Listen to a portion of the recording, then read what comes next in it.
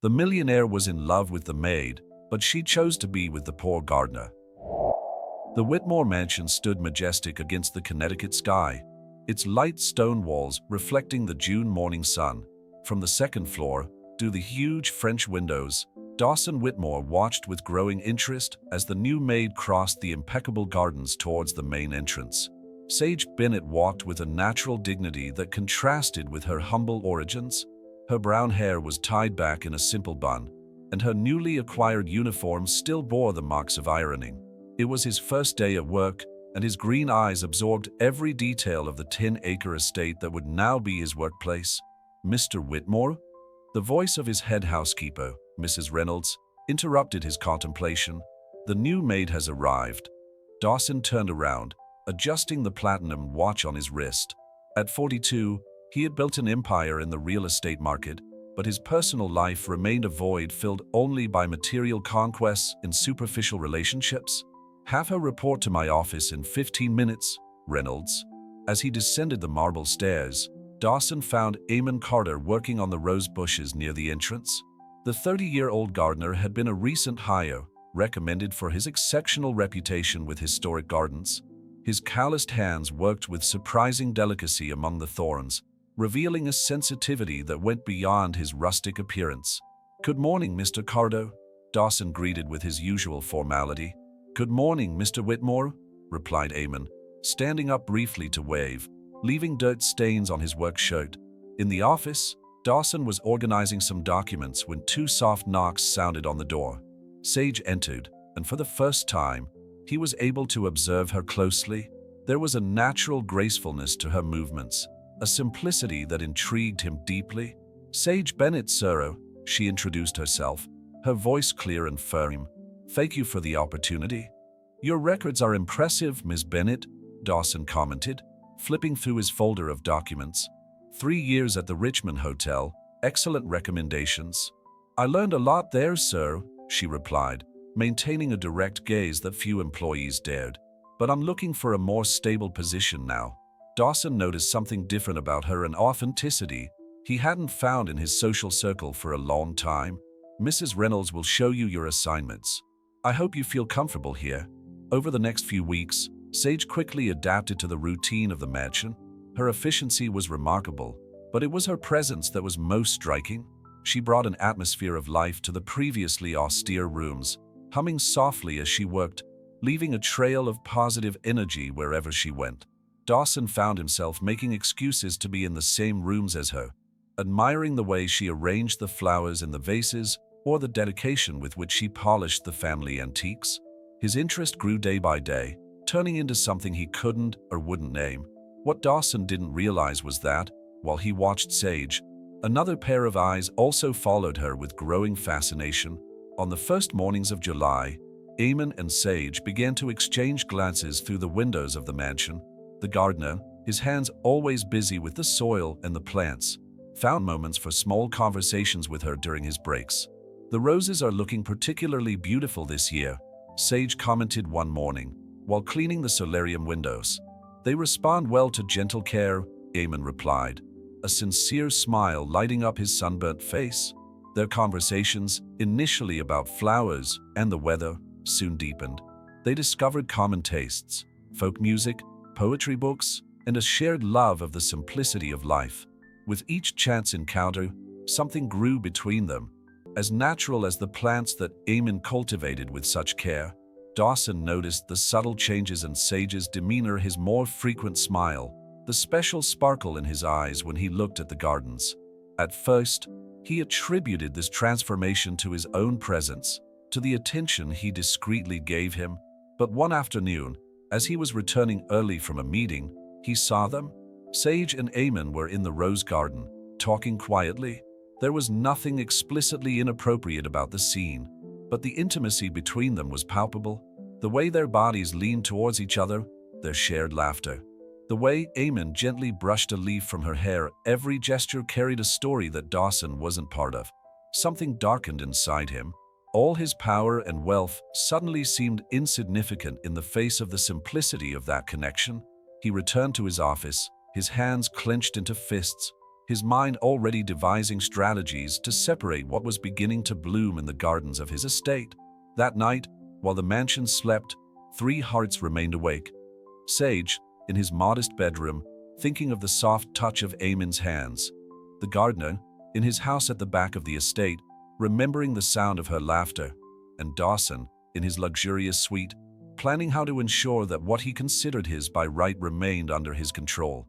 Summer had only just begun, and with it, a silent battle between the power of money and the strength of true love was about to unfold in the gardens of the Whitmore mansion.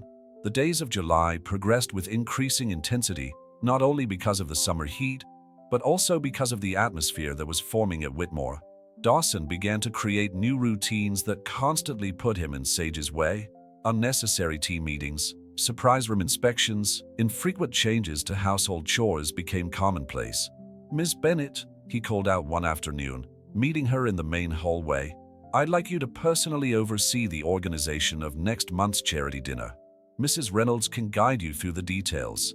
Sage nodded with his usual dignity. "Of course, Mr. Whitmore.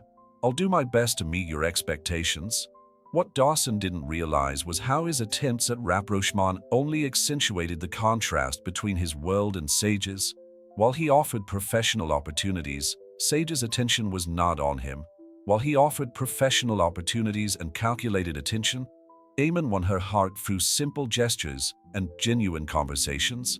During their lunch breaks, Sage began to find small bouquets of wild flowers in their usual place in the staff canopy. They weren't the cultivated roses from the main gardens, but flowers from the countryside that Eamon picked during his morning walks to the estate. "They're different from the ones we grow here," explained Eamon one day, meeting her in the back garden. "They grow freely, without having to follow patterns or expectations." Sage touched the delicate petals. "As some people should be allowed to live," she replied, her eyes meeting his with mutual understanding. Meanwhile, Dawson observed the subtle changes in his maid. Her smile, once polite and professional, now carried a different light when she crossed paths with the gardener. Her breaks, once precisely timed, always seemed to coincide with the moments when Eamon was working near the house. One particularly significant morning, Dawson arrived early from his morning run and witnessed a scene that upset his usual composure. In the rose garden, Eamon was teaching Sage how to grow flowers. His hands gently guided hers, showing her how to prune the branches without hurting the plant. "You have to respect the natural timing of each flower," Eamon explained, his low voice carrying genuine passion. "We can't force it to bloom." "How did you learn so much about this?" asked Sage, clearly fascinated. "My grandmother had a small garden in Boston," he replied, smiling at the memory. "She said that plants are like people, they need real love to flourish, not just technical care." Dawson felt something bitter in his chest. The intimacy of that moment, the way they shared not only knowledge but also personal stories, showed a connection that his money couldn't buy. That afternoon, he called Mrs. Reynolds into his office. "How do you rate Mr. Carter's performance?" The housekeeper seemed surprised by the question. "Exemplary, sir. The gardens have never been so well tended." "And Miss Bennet? I've noticed that she spends a lot of time in the gardens." "She has shown an interest in learning about gardening," replied Mrs. Reynolds cautiously. "I believe that only adds to her dedication to the house." Dawson dismissed the housekeeper with a gesture, his mind already strategizing. Over the next few days, he intensified his attentions to Sage. He praised her work publicly, increased her salary without her asking, and began to include her in decisions about the organization of the house that would normally be reserved for the head housekeeper. "You have a natural talent for this, Miss Bennet," he commented after a meeting about the charity dinner. "Have you considered a more elevated position?" Sage maintained her professional composure, but her discomfort was noticeable. "I'm satisfied with my current assignments, Mr. Whitmore. I appreciate the trust." Meanwhile, in the stolen moments between their duties, Sage and Eamon were building something deeper. They shared books of poetry, discussed simple dreams, and found comfort in each other's presence. For them, the garden became a sanctuary where they could truly be themselves. "My father always wanted me to take over his business in Boston," Eamon confided one afternoon as they worked together in the herb garden. "But I only found peace when I was with the plants. "I completely understand," replied Sage, his gaze lost in the distant mountains. "Sometimes what others plan for us is not what our heart desires." The tension in the mansion grew subtly. Dawson began to schedule more social events, keeping Sage busy with elaborate preparations. Simultaneously, he assigned new landscaping projects that kept Eamon working in more distant areas of the house. One evening, after a particularly exhausting day of preparing for an event, Sage found a new bouquet in her bedroom this time. It was roses from the main garden, clearly chosen with care and arranged with professional mastery. Enclosed was a card in Dawson's elegant handwriting: "To someone who brings beauty to this house." She held the card for a long moment, feeling the weight of the implications. Through her window, she could see the light still on in the small house where Eamon lived at the back of the property. In its simplicity, that light represented something truer than all the luxury that surrounded it. Summer progressed, and with it grew not only the garden under Eamon's devoted care, but also the feelings that blossomed between him and Sage. And like a shadow over this garden of affections, Dawson's determination to conquer what his money, for the first time, seemed unable to buy. August arrived, bringing an oppressive heat to the Whitmore mansion, reflecting the growing tension between its inhabitants. Dawson, consumed by an increasingly possessive feeling towards Sage, began to implement subtle but significant changes to the house's routine. "From today," he announced during a morning meeting with the team, "all changes to the garden will have to go through my personal approval, including the working hours of the outside team." His gaze settled briefly on Eamon, who maintained a neutral expression, although his hands closed imperceptibly. Mrs. Reynolds, sensing the change in atmosphere, tried to intervene. "Sir, this could considerably delay the maintenance work." "My mind is made up," Dawson cut in, his tone admitting of no rebuttal. "And Miss Bennett, you will supervise the organization of the library. It's a project that will take a few weeks." The library was on the third floor, as far away from the gardens as possible. Sage immediately understood the strategy, but kept his professional composure. "As you wish, Mr. Whitmore." Over the next few days, Dawson intensified his presence in Sage's life. He began appearing in the library frequently, bringing her coffee, discussing literature and art, trying to establish an intellectual connection that could rival the emotional connection she shared with Eamon. "Have you ever read Keats?" he asked one afternoon, finding her organizing a section of romantic poetry. "Yes, sir," replied Sage, her face genuinely lighting up. "A thing of beauty is a joy forever" is one of my favorite verses. "Interesting," Dawson smiled, moving closer. "I have a first edition of your complete works. Would you like to see it?" Meanwhile, in the gardens, Eamon worked with redoubled intensity, channeling his frustration into meticulous care of the plants. The roses, in particular, seemed to respond to his emotional state, blooming with extraordinary vivacity. One morning, Sage managed to escape briefly from her duties in the library. He met Eamon in the rose garden, where the red flowers seemed to blaze under the August sun. "I miss you," she murmured, keeping a safe distance, aware of the windows of the mansion above them. "The roses too," he replied, his voice carrying a world of unspoken meanings. "Some are starting to wilt without your daily care." "He can't keep us apart forever," Sage said, his voice barely containing his emotion.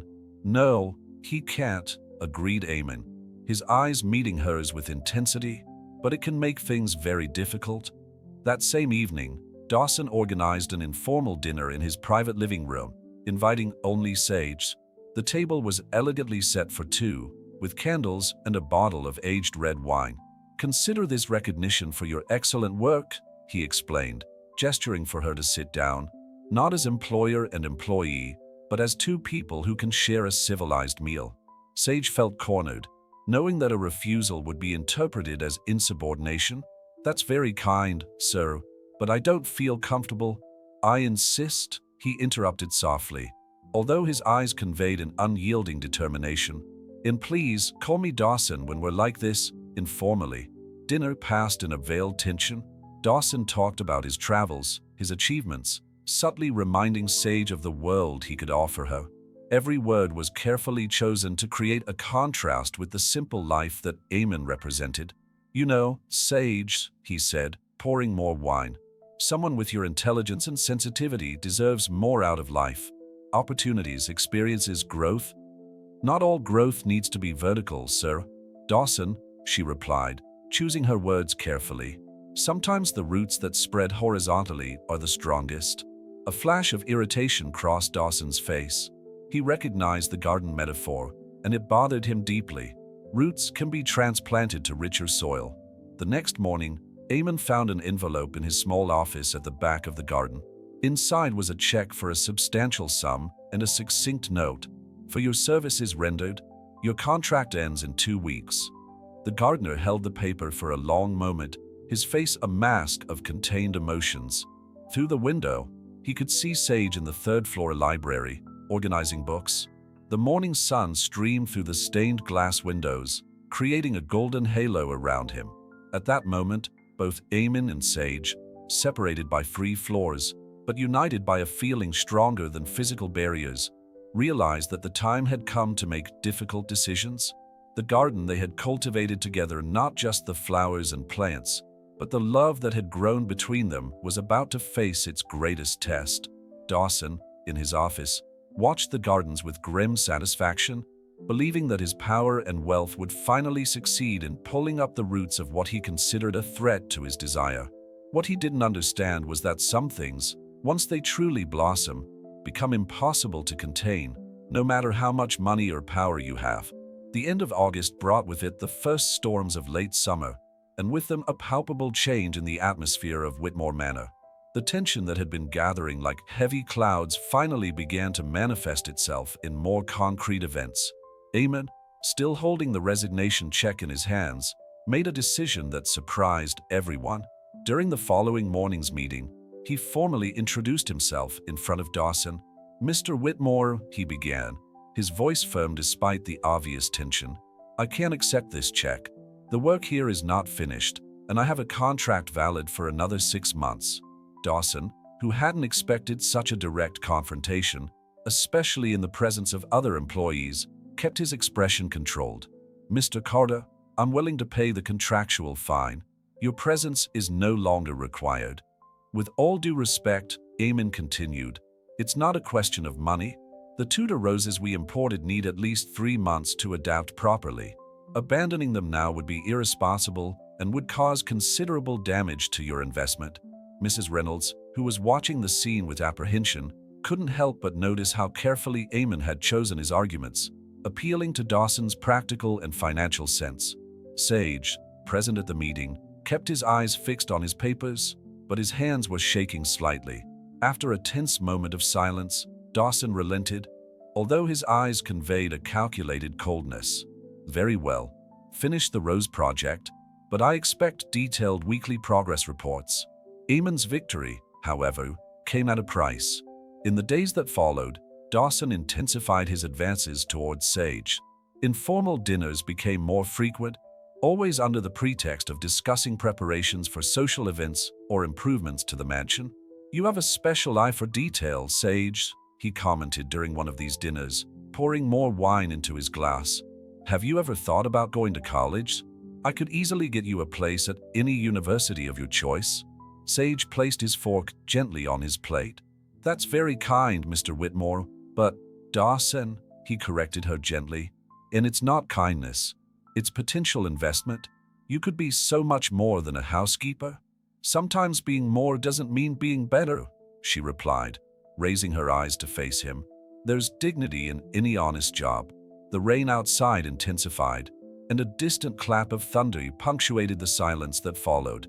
Through the dining room window, you could see the garden lights reflecting in the puddles, creating a hypnotic spectacle of golden reflections. The next morning, Sage found an envelope on his bed.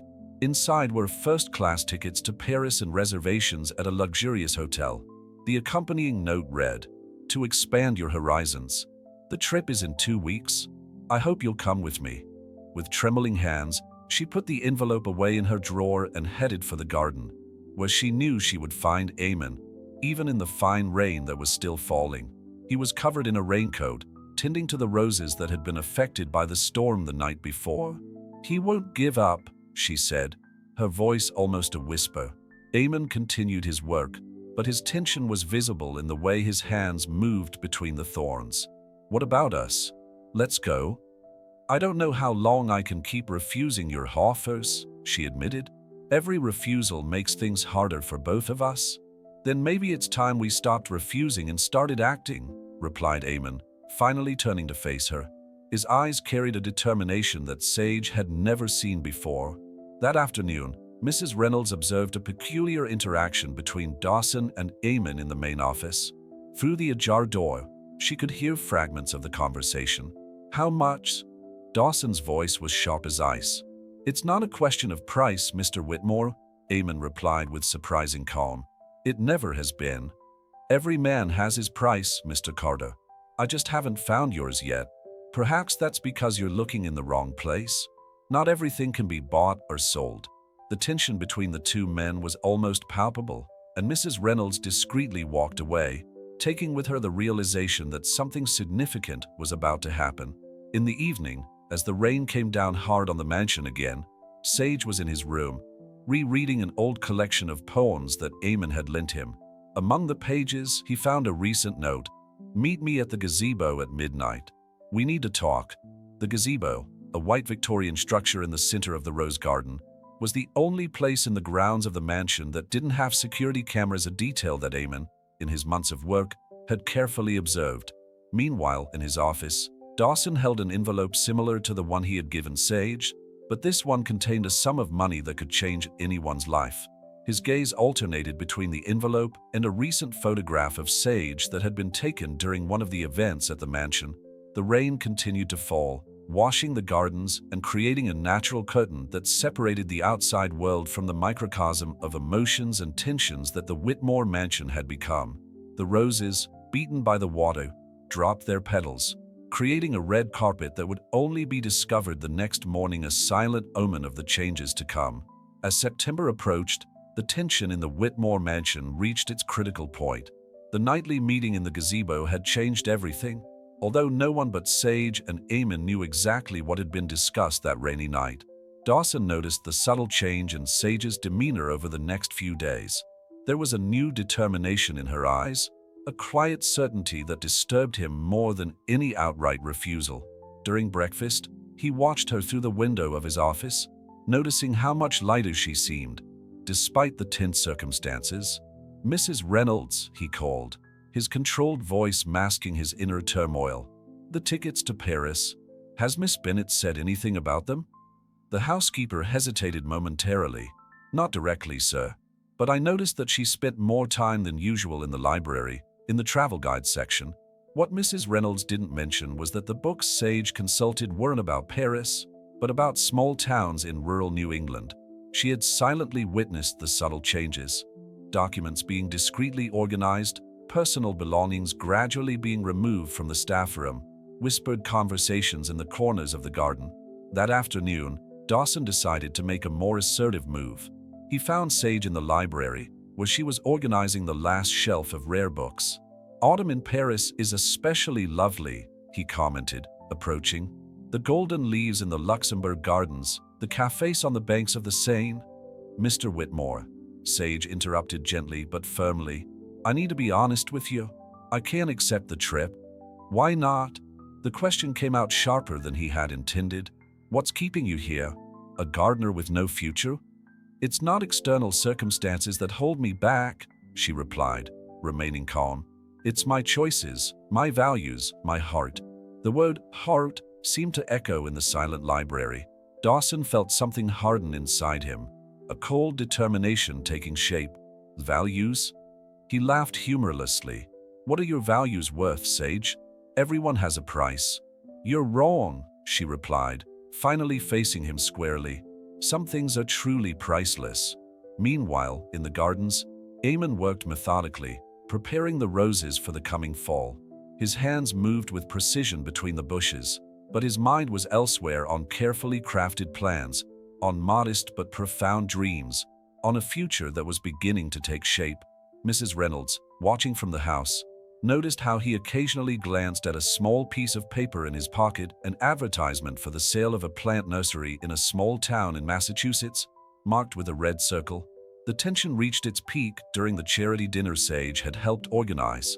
The main hall of the mansion was filled with the local elite, and Dawson made a point of introducing Sage to everyone as his promising protege. "She has a bright future ahead of her," he commented to his guests, his hand resting possessively on her back. "We're planning a trip to Paris to expand her horizons." Sage maintained a polite smile, but her eyes occasionally met Eamon's, who was overseeing the event's floral arrangements. Each shared glance carried the weight of decisions already made, of silent promises made in the rain that night in the gazebo. After dinner, when the last guest had left, Dawson found an envelope on his desk. Inside was Sage's letter of resignation, written with the same dignity that characterized all his actions.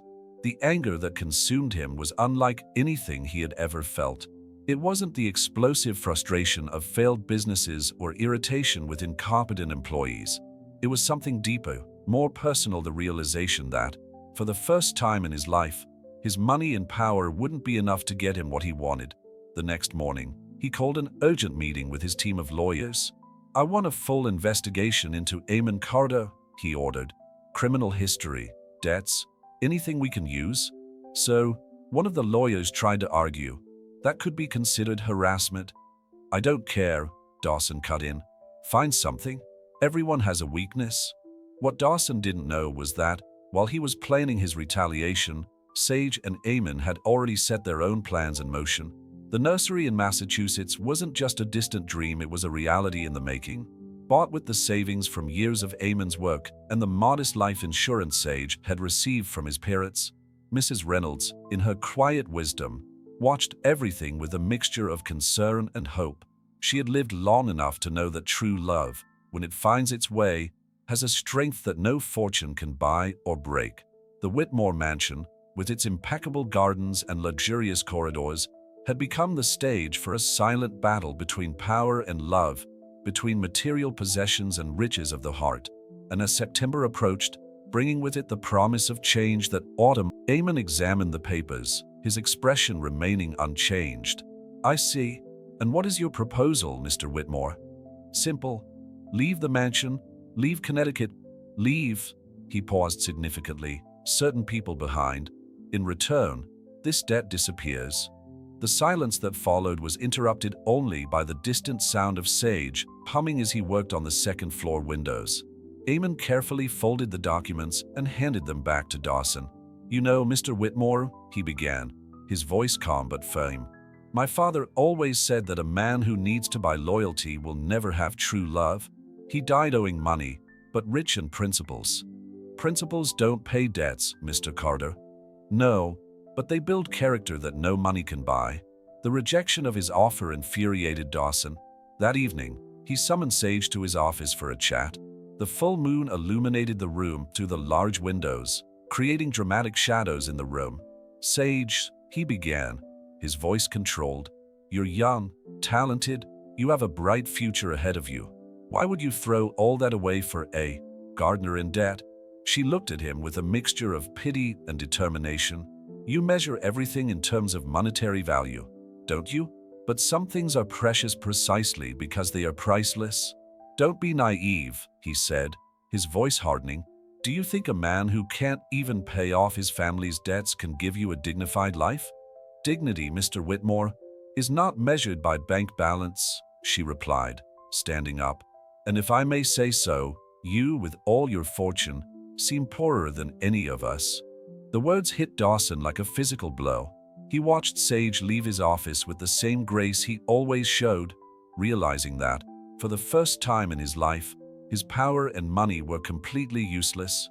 That night, while the mansion slept, 3 souls remained awake. Dawson, in his study, surrounded by documents that proved his material power but highlighted his emotional poverty. Sage, in his simple bedroom, discreetly organizing his most precious belongings, and Eamon, in his small house at the back of the estate, looking at the deeds to the nursery in Massachusetts, where a new beginning awaited them. The Tudor Roses, silent witnesses to all the drama, continued their process of adaptation, proving that sometimes the strongest roots grow in the most challenging soils. The second week of September brought a significant change in Connecticut's climate. The mornings began colder, and a persistent mist covered the gardens of the Whitmore mansion until late in the morning, as if nature itself was trying to conceal the events unfolding on its territory. Dawson, consumed by a growing obsession, intensified his campaign against Eamon. The gardener's father's debts, now under his control, were only the beginning of his plan. Through his network of contacts, he began to spread subtle rumors about Eamon's professional integrity in specific circles in the region. "It's a shame," he would casually comment during social events, when promising professionals show irregularities in their record. Mrs. Reynolds, witnessing these manipulations, decided to take action. One particularly tense afternoon, she found Sage in the library, organizing the last volumes of her section. "Darling," began the housekeeper, closing the doors softly behind her, "there's something you need to know. Mr. Whitmore is trying to tarnish Eamon's reputation on the local landscaping circuit." Sage leaned on the library stairs, his face pale but determined. "We suspected something like this would happen. That's why we accelerated our plans." Mrs. Reynolds hesitated before continuing. "There's more. I overheard him instructing his lawyers to investigate possible irregularities in the nursery you intend to buy in Massachusetts." This information made Sage straighten up, a new urgency in his movements. "We need to warn Eamon.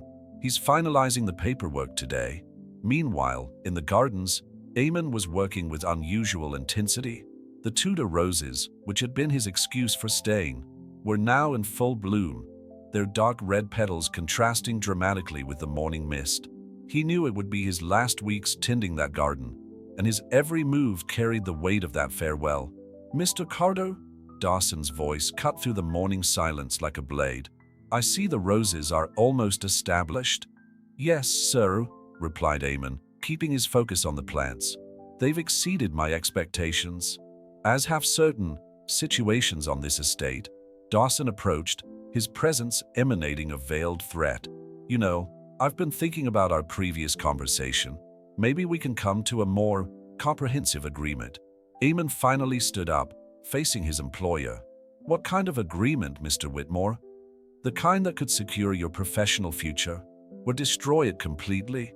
Dawson smiled coldly. "I have contacts in practically every major landscaping project on the East Coast.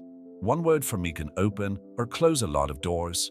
Do you really believe you can control everything with your money and influence?" Eamon asked, his voice calm but firm. "There are things that grow stronger precisely when they face resistance." "Poetic," scoffed Dawson. "But poetry doesn't pay the bills, does it? Ask your father." The mention of Eamon's father hit a nerve, but he kept his composure. "My father taught me that character and integrity are the only things we really possess. The rest is temporary." That evening, Sage found Eamon in the small tool shed where he kept his personal papers. The long shadows of dusk created an intimate and secretive atmosphere. "He's investigating the nursery," she whispered, her hands finding his in the dim light. "Mrs. Reynolds told me." Eamon nodded, not looking surprised. "I expected something like this. That's why I've changed the plans slightly. The nursery will be bought in my aunt's name in Vermont. She's agreed to help us." "But what about his reputation? He's spreading rumors." "Reputation is rebuilt with honest work," he replied, bringing her closer. "What we can't rebuild is time wasted living in fear." Meanwhile, in the main office of the mansion, Dawson was receiving a detailed report from his investigators. The document revealed not only Eamon's family history, but also details about the nursery in Massachusetts, including a pending purchase offer on behalf of a lady from Vermont. "So that's how he intends to play it," muttered Dawson, pouring himself a drink. Through the window, he could see the lights still on in the tool shed, and the silhouette of two figures close together. The anger he felt at that moment was unlike anything he had ever experienced. It wasn't just the wounded pride of a rich man being thwarted, but something deeper, the realization that, for the first time in his life, he was completely powerless over something his money couldn't buy or control. The next morning, Mrs. Reynolds found an envelope on her desk. Inside was a letter of resignation from Sage, effective in 2 weeks, and a short personal note thanking her for all her support. The housekeeper held the papers against her chest for a moment, discreet tears in her eyes. The Tudor roses, now fully adapted to the Connecticut soil, continued their natural flowering cycle, oblivious to the human dramas unfolding around them. Their roots, deeply established, prove that some things, once truly rooted, become impossible to uproot no matter how much power or money you have. And so, as September progressed and the mornings grew colder, 3 hearts beat in different rhythms on the Whitmore estate, one consumed by the obsession of control, and 2 others united by the certainty that some things are truly beyond the power of money. The 3rd week of September arrived with a dramatic change in the weather. An unexpected storm swept through Connecticut, causing considerable damage to the gardens of the Whitmore mansion. The Tudor roses, although hardy, bent under the force of the wind and rain, as if mirroring the emotional turmoil that was unfolding inside the estate.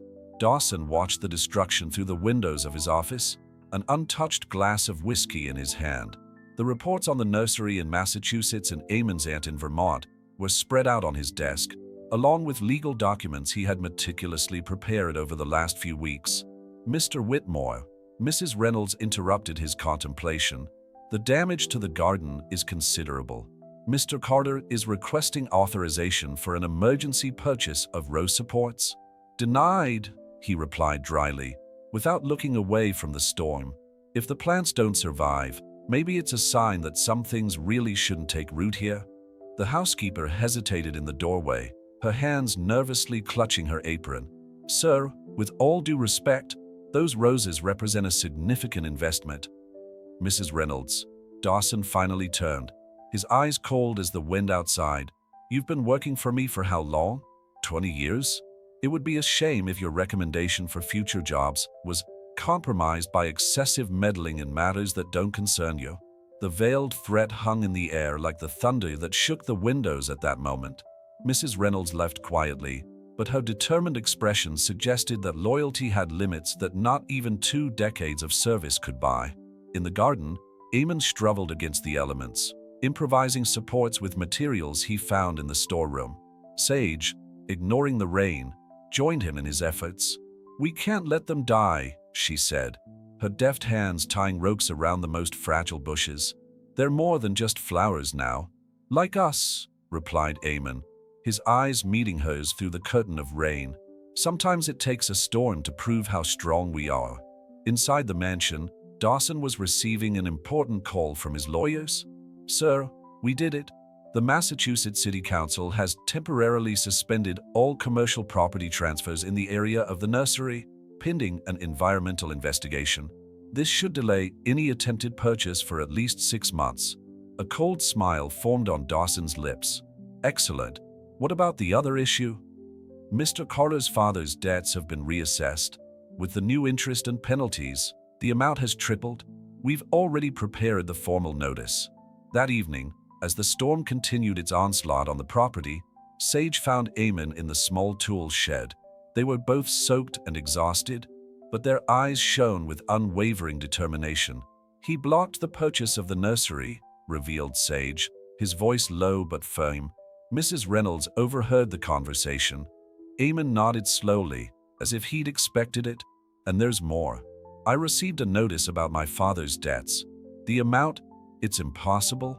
He's not going to give up, is he?" Sage approached, her hands finding his in the dim light. "No," replied Eamon, "but neither are we." A flash of lightning illuminated the warehouse at that moment, revealing maps and documents spread out on the work table, not from the nursery in Massachusetts, but from a small property in Vermont near Eamon's aunt's house. "Plan B," he explained, indicating the papers. "My aunt has an acre of unused land, smaller than the nursery, but enough to get started, and most importantly, it's been in her name for decades." Sage studied the documents, a smile forming on his tired face. "So all this time, we let him think he had us cornered," Eamon added. "Sometimes the best defense is to let your opponent believe he's winning." The next day, the storm had passed, leaving behind a trail of destruction in the gardens. But the Tudor roses, although battered, remained standing, their deep roots holding them firm despite the fury of the elements. Dawson, making his morning inspection, found Sage and Eamon working side by side, methodically restoring each damaged bush. The sight of the pair, so in tune in their work and their purpose, aroused in him an anger that went beyond possessiveness. "Mr. Carter," he called, his voice sharp as rose thorns. "In my office?" "Now." In the office, Dawson didn't bother to offer a chair. "Your debts have been reassessed," he began, holding out a document. "As you can see, the situation is unsustainable." Eamon examined the papers calmly. "Interesting how old debts can grow so quickly, isn't it?"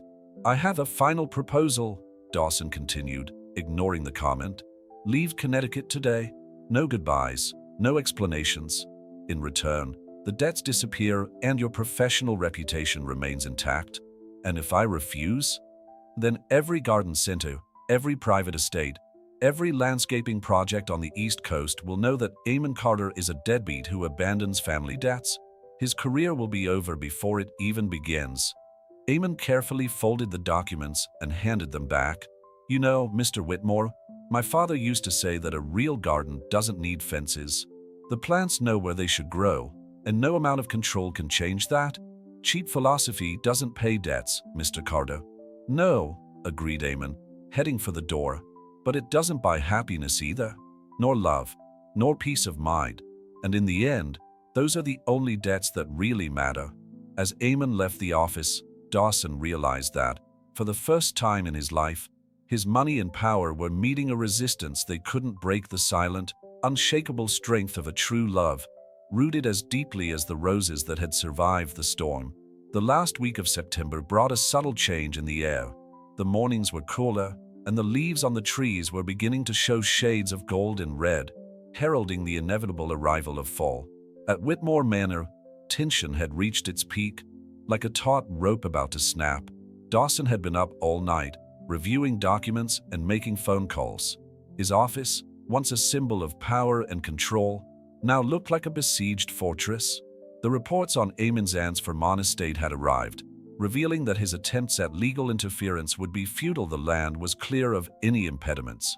"There must be something," he muttered to himself, pouring himself another drink as the sun rose. "There's always something." That morning, Mrs. Reynolds met Sage in the main hallway, carrying a small box of his personal belongings. "So it's today?" said the housekeeper softly. "Yes," replied Sage, her eyes shining with a mixture of determination and sadness. "Our joint letter of resignation is on your desk. 2 weeks' notice, as set out in the contract." "He's not going to accept it peacefully," warned Mrs. Reynolds, her voice laden with concern. "We know," Sage smiled serenely, "but sometimes you have to face the storm to see the rainbow." In the garden, Eamon worked methodically, documenting every aspect of caring for the Tudor roses in a detailed manual. It was his last gift to the mansion, a complete guide to keeping alive the work that meant so much to him. Dawson watched it all from his window, his anger growing by the moment. The sight of Eamon and Sage exchanging glances across the garden, the silent complicity between them, the quiet certainty on their faces, it all ate him up inside. Mr. Whitmore called his lawyer on the phone. "About the property in Vermont, it's impossible to interfere legally. The documentation is impeccable, and the owner has an unassailable reputation in the community." "What about the debts?" Dawson practically growled, also without effect. "Apparently, Mr. Carter registered a discharge agreement with the original creditors years ago. Our attempt to reactivate them would not hold up in court." The revelation hit Dawson like a physical blow. All his attempts at control, all his carefully planned manipulations, were crumbling like a house of cards. In the late afternoon, he found Sage in the solarium, where she was making her final adjustments to the vintage curtains she held so dear. "So this is how it ends?" he asked, his voice tense. "You throw away everything you could have here for an uncertain dream?" Sage turned to face him, his green eyes conveying a compassion that disconcerted him. "Mr. Whitmore, you've built an impressive empire, but at some point you confused owning things with owning people and feelings. I could have given you everything," he insisted, "a life that many only dream of having. And that's exactly why I have to leave," she replied softly. "You talk about giving, about possessing, about controlling, but true love is about sharing, growing together, being free to choose every day to be by someone's side. Her words hit him with unexpected force. For the first time, Dawson saw beyond his own obsession, realizing the emptiness that his power and wealth couldn't fill. In the garden, Eamon was finishing tying up the last supports of the Tudor roses. Mrs. Reynolds found him there, carrying an old folder. "I found this in the archives," she said, handing him yellowed photographs. The garden as it was 40 years ago, when Mr. Whitmore's mother still personally tended the flowers. Eamon examined the pictures with interest. In them, a woman was smiling among the roses, her face radiant with genuine joy. She really seemed to love this place. "She did," confirmed Mrs. Reynolds. "And maybe that's Mr. Whitmore's real problem. He turned his mother's love of flowers into an obsession with owning and controlling everything around him." As night fell, Dawson found the detailed manual Eamon had prepared on rose care on his desk. Leafing through the meticulously written pages, something inside him began to change. "Tudor roses," he read, "do not need excessive control to flourish. They need freedom to develop their roots, gentle and patient care, and above all, respect for their unique nature." The words seemed to speak directly to him, not just about flowers, but about everything he had tried to control in his life. In the small house out back, Sage and Eamon were making the final preparations for their departure. Maps of Vermont were spread out on the table, along with sketches for the new nursery they planned to build. "We'll start small," said Eamon, his eyes shining with enthusiasm, "but with strong roots." "Like Tudor roses," added Sage, smiling. The next morning, when Dawson arrived at his office, he found not only the couple's formal letter of resignation, but also a small vase with a single Tudor rose, perfectly bloomed, accompanied by a note. "Some things only truly bloom when they have the freedom to grow at their own pace. Thank you for teaching us that lesson, even if you didn't mean to. With gratitude, Sage and Eamon." For the first time in a long time, Dawson Whitmore felt something other than anger or the need for control. It was an emotion he couldn't fully name, perhaps understanding, perhaps regret, perhaps even the beginnings of acceptance. The Tudor roses continued to bloom in the garden, indifferent to the human dramas they had witnessed, proving that some beauties survive and thrive not because of control, but in spite of it. The beginning of October brought with it a different dawn at Whitmore Manor. The air was lighter, as if nature itself recognized the change that had taken place not only in the seasons, but also in the hearts of those who inhabited the estate. Dawson woke up early, something unusual for him recently. His night had been filled with restless dreams, memories of his mother in the garden, the sound of her laughter as she tended the roses, the simplicity of a happiness that he, in his quest for power and control, had completely forgotten. With hesitant steps, he walked down to the garden. The dew still covered the petals of the Tudor roses, which had survived not only the storm, but all the emotional turmoil of the last few months. Approaching one of the bushes, she gently touched one of the flowers, remembering the instructions in the manual that Eamon had left. "Sometimes," said Mrs. Reynolds, appearing silently beside him, "we need to lose something to understand its true value." Dawson didn't reply immediately, his eyes fixed on the roses. "My mother used to say that every flower has its own story to tell," he finally said, his voice carrying a vulnerability that surprised even him. "And she was right," replied the housekeeper, years of wisdom in her voice, "just as each person has their own journey to follow." That morning, as the mansion woke up for another day, Sage and Eamon made their final preparations for departure. Their belongings were already loaded into Eamon's old pickup, including some plant seedlings that Mrs. Reynolds had insisted they take for the new beginning, she had said. "I still can't believe it," Sage muttered, taking one last look at the mansion that had been his home for the past few months. "It seems like yesterday that I walked through those gates for the first time." Eamon entwined his fingers in hers. Sometimes the best gardens grow in the most unexpected places. When they headed to the mansion for their final goodbyes, they found a surprise waiting for them. Dawson was in his study, but not sitting at his imposing mahogany desk. He was standing by the window, observing the garden. "Mr. Whitmore," began Sage, "we've come to say a proper goodbye and thank you." "No," he interrupted softly, turning to face them. "I'm the one to thank." The silence that followed was filled with the weight of unspoken words, of battles fought and lessons learned. Dawson walked over to his desk and picked up an envelope. "This isn't money," he said, noticing the couple's apprehensive expression. "These are the original documents of your father's debts, Mr. Carter, duly cancelled and filed. And also," he hesitated for a moment, "a letter of recommendation for both of you. You're both excellent professionals, and it would be petty of me to deny you that." Eamon accepted the envelope with a nod. "Thank you, sir." "The Tudor roses? They're in good hands," Dawson added. "Your manual is extraordinarily detailed. And perhaps," he paused meaningfully, "perhaps it's time I learned to look after them myself. My mother would be happy with that." Mrs. Reynolds, who was watching the scene from the doorway, couldn't hold back an emotional smile. In her long years of service, she had never witnessed such a transformation in her boss. Before leaving, Sage and Eamon paid one last visit to the rose garden. The morning sun was creating golden patterns across the petals, and the air was scented with the promise of fall. "You know," said Sage, gently touching one of the roses, "when I first came here, I thought I was just looking for a steady job. I never imagined I'd find so much more." "Life has an interesting way of planting its seeds," replied Eamon, his eyes shining with love and promise. From his office window, Dawson watched the couple say goodbye to the garden. Something had changed inside him, a belated but profound realization that some of life's greatest riches cannot be bought or controlled. "Mrs. Reynolds," he called out, without taking his eyes off the scene below, "schedule a visit to the nursing home next week. I think it's time to renovate their garden too." The housekeeper smiled, recognizing in this simple gesture the beginning of a greater transformation. "Yes, sir. And perhaps we could send some seedlings of the Tudor roses to their new nursery in Vermont?" Dawson nodded, a small smile forming on his lips.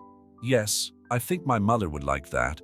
When Eamon's pickup finally left the estate, carrying not only material belongings, but also dreams and promises of a new beginning, something had definitely changed at the Whitmore mansion.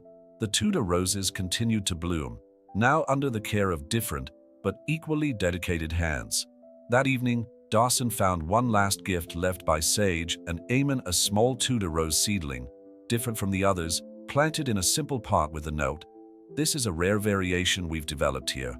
We decided to call it Second Beginning, because sometimes the most beautiful stories aren't about winning or losing, but about learning to bloom again."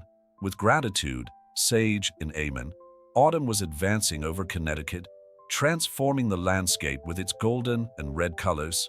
At the Whitmore mansion, the Tudor roses continued their eternal cycle of blooming and renewal, silent witnesses to how true love, like the most beautiful flowers, thrives not through control, but through the freedom to grow at its own pace and direction.